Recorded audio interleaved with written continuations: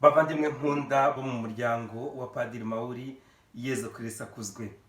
Twongeye guhura muri iyi nyigisho, izi nyigisho twasubukuye kugira ngo dukomeze guhugurana mu bijyanye n'ijambo ry'Imana, kandi koko dufatanye urugendo rugana Imana muri uyu muryango Imana ubwayo yaduhamagayemo, kugira ngo nyine tubashe kwitagatifuza kandi dufatanye nyine muri uko kwitagatifuza. Iyi ni inyigisho rero ya gatandatu. Ndangira kubashishikariza kumva izi nyigisho no kugira ngo zibe koko ipfundo ridufasha, zibe randevu duhuriramo, kugira ngo nyine ubwo buvandimwe bwacu bwongere bukomeze kandi bugire ireme muri Yezu Kristo uduhamagara. Twageze rero ku cyumweru cya gatandatu mu byumweru bisanzwe by'umwaka wa liturujia, umwaka ca. Murabona ibihe birihuta, n'ejo bundi twatangiye icyumweru cya mbere, ariko ubu tugeze ku cya gatandatu. Nk'uko rero bigenda buri cyumweru, Imana iratudabagiza ikaduha amagambo menshi adususurutsa, yongera guha akanyamuneza ubukristo bwacu n'urugendo rwacu nyine rugana Imana. Mu isomo rya mbere batubwiye ko arahirwa umuntu wese wiringira uhoraho kandi agashyira Imana ubwayo, uhoraho ubwe akaba amizero ye. Rero twibaze twese uyu munsi, amizero yawe uyashyize muri nde? Amizero yawe muvandimwe nuyashyira ku muntu, rwose uzakorwa n'isoni. Amizero yawe nuyashingira ku bantu, uzakorwa n'isoni. Uko tumeze kose, buri wese mu cyiciro cye, nta n'umwe uri amizero y'undi, ahubwo twese turafatanya kugira ngo amizero yacu tuyashyire mu Imana yacu, umuhoraho, uhoraho kuko ari we waremye ijuru n'isi. Dufatanye rero, buri wese yego afashe mugenzi we kugera kuri ayo mizero no gushyira ku amizero ye muri Yezu Kristo uducungura. Mu isomo rya kabiri, Pawulo mutagatifu we aradushishikariza kumva yuko ayo mizero yacu twumvaga mu isomo rya mbere tugomba kuyashyira muri Yezu Kristo wazutse, uwibanze, uwa mbere mu bapfuye wazutse. Kandi Yezu Kristo ngo nimba atarazutse mu bapfuye, ukwemera kwacu ni imfabusa, n'ibyo dushobora kuvuga byose ni ibintu by'amahomvu. Yezu Kristo yarazutse, icyo ni ukwemera kwacu tugomba gukurikiza, kandi uko kwemera kugakomeza kukaduherekeza. Yezu Kristo yarazutse. Yezu Kristo ni uwa mbere wazutse mu bapfuye, kandi Yezu Kristo yarazutse aduha ubuzima bushyashya n'ubuzima bukomeye muri we. Ubwo buzima bukaba ari bwo budufasha gukomeza urugendo rwacu nyine rugana Imana. Yezu Kristo wazutse ni nawe waguhamagaye muri uyu muryango. Yezu Kristo wazutse ni nawe atuma ubuvandimwe bwawe bukomera.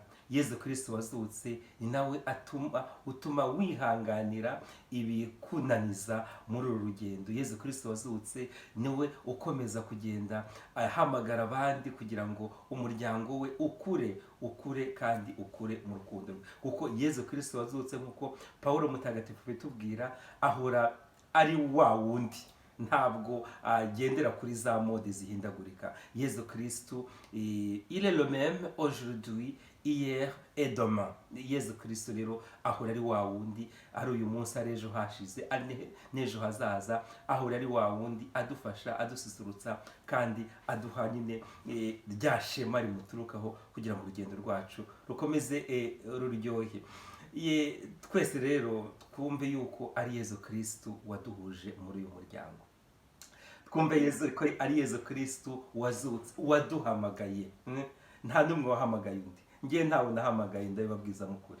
Ariko Yezu Kristo yaraduhamagaye, tuvuye hirya no hino, duhurira muri uyu muryango kugira ngo dufatanye kubaka, buri wese mu rwego rwe, buri wese mu cyiciro cye, buri wese mu bushobozi bwe, dufatanye kugira ngo koko tube kiliziya igaragara kandi kiliziya y'ubuhamya.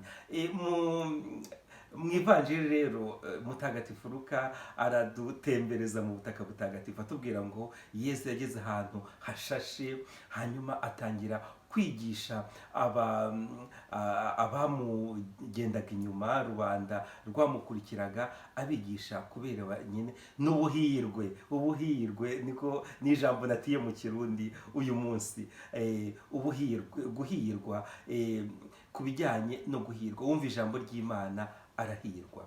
Ariko ikintu tugomba gukura mu ivanjiri uyu munsi ni uko mutagatifu Luka ntabwo abirambura cyane nk'uko ku mutwe wa 5 w'ivanjiri uko yanditswe na Matayo bimeze. Biriya birebana na beatitude birarambuye cyane mu ivanjiri ya Matayo, ariko Luka araduha ibintu rwose by'ibanze birebana n'iyo style de vie Yezu ashaka ko tubamo. Aratubwira ati icya mbere ni ukumenya yuko Kristu ari bwe ubukungu bwacu bwa buri munsi. Gituma avuga ati mwebwe abakene murahirwa kuko ingoma y'ijuru ari yanyu. Abakene ariko abakene bumva yuko ubukire bwabo ari Yezu Kristu. Tubyibukiranye rero, ntabwo hano ubukene Yezu Kristu avuga ntabwo ari ubutindi. Burya ubukene buri wese no mu bijyanye n'uburenganzira bwa muntu, buri wese agomba kubona kubaho ku buryo bubereye, kubona abatindi bakiri muri za sosiyete zacu rwose ni icyaha gituma twangiza bikomeye ijambo ry'Imana.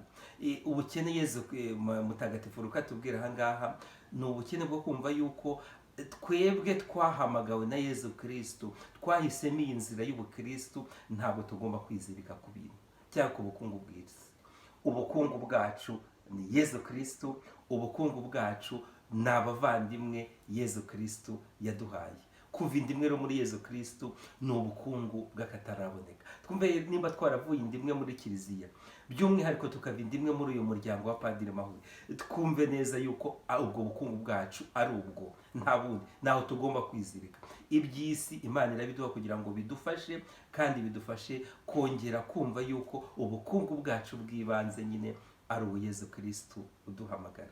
Ariko ikintu nagira ngo nongere ngarukeho, kandi na mutagatifu Luka yagarutseho, ni kiriya yabwiraga ati muragowe mwebwe mukora kugira ngo abantu babarebe, ngo nimuvugwa neza n'abantu muragowe. Ese twibaze, dukora imirimo yacu y'ubutumwa kugira ngo tubone amanota ku bantu? Ese twaje muri uyu muryango kugira ngo abantu baduhe amanota? Oya, ntibikabe, ntibizanabe. Ahubwo twebwe dukora ibyo dukora byose, ibijyanye n'ubutumwa Imana iduha, ibijyanye n'ubukristo bwacu, twizeye ko uduha amanota ari Imana ubwayo. Uduha amanota ni Imana muri Yezu Kristu umwana wayo. Abantu bashobora kuvuga ibyo bashaka, abantu bashobora guca imanza uko bashaka, abantu bashobora kukogeza, uriya muntu ni umupadiri ukomeye, uriya muntu ni uwihaye Imana ukomeye, ni umupfakazi w'akataraboneka, uriya muntu ni urubyiruko, uriya muntu ni umupadiri nyine ufite ireme mu byo avuga. Ariko ibi byose ni iby'abantu, ntabwo tubikora kugira ngo twumve ayo magambo asosera avuye ku bantu. Twebwe tugerageza gushinga ibirindiro aho Imana yadushyize, tugakora ibyo dushoboye byose kugira ngo nyine Yezu abe ari uduha amanota, Imana ubwayo iba ari uduha amanota. Nyabuna n'amashyari naho ngaturuka, kubera ko tuba hari abantu baba bategereje amanota ku bantu ko bavuga neza. Niyo wavugwa nabi, ukora ibyo ugomba gukora muri Yezu Kristu bijyanye n'ubukristo bwawe, ibyo birahagije, kuko wamaze kubona nyine igihembo cyawe kivuye mu ijuru. Ariko n'abashaka ayo manota y'abantu, nabo ibihembo byabo bamaze kubibona nyine, kuko ni ibihembo bivuye ku bantu, kandi ni bya bihembo bitamara kabiri.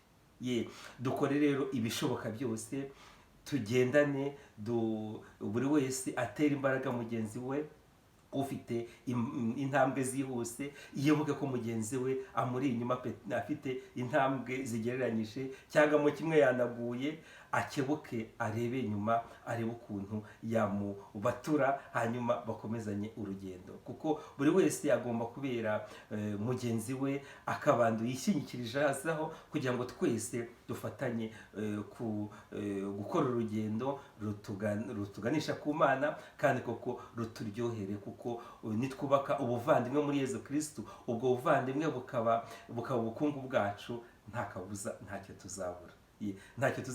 Dukomeze rero, kandi ibyo twigishwa bituryohere, ariko cyane cyane tugerageze ibishoboka byose kugira ngo ijambo ry'Imana turishyire mu bikorwa, ijambo ry'Imana turihuze n'ubuzima bwacu bwa buri munsi.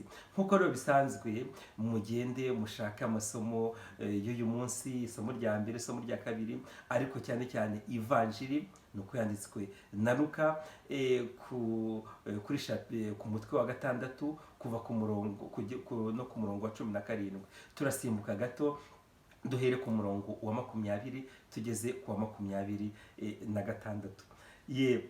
Ndabashimiye rero, kandi murabizi ndabakunda. Dukomeze tugendane, dusabirane cyane cyane, kandi dusabire ibikorwa by'umuryango kugira ngo bijye mbere, bisozwe, kandi buri wese atange umuganda we kugira ngo ibyo bikorwa koko bibashe kurangira, kandi byose tubikore tugamije nyine ikuzo ry'Imana, tugamije no kubona amanota ku Mana, kuko niyo yonyine iduha amanota, niyo yonyine ituvuga neza, niyo yonyine ibona ibyo dukora, ikareba no mu mutima wacu, kandi ikabiduheramo umugisha, kugira ngo tube koko ikuzo ryayo rigaragarira mu bantu b'iki gihe cyacu.